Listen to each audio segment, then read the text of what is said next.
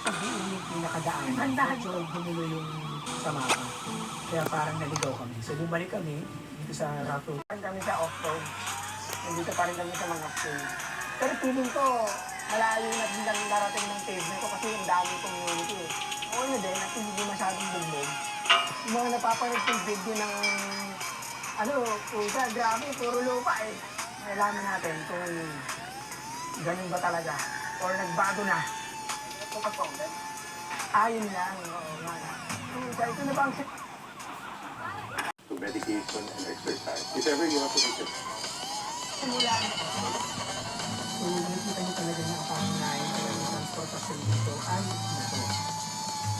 Pero ang build dito, ganyan na. Nakakita kami yun lang. Hindi ko lang kung outing lang po o gano'n pa talaga papunta dito. Pero yan, dito excursion ba yun? Talagang dumadaan yung dito excursion, lumang excursion. Anyway, sayang bumili na sana kami na ito ayaw sa tindahan dito sa community na ito. Para meron kaming baon. Pero wala. Takas-takasan naman yung humbang.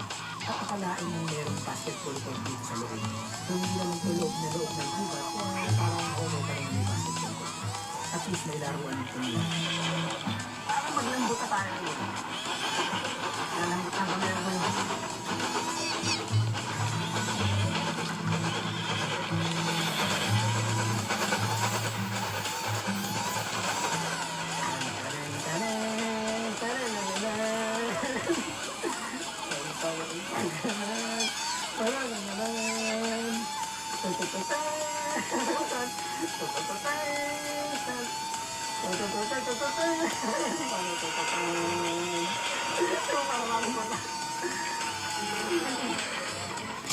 At least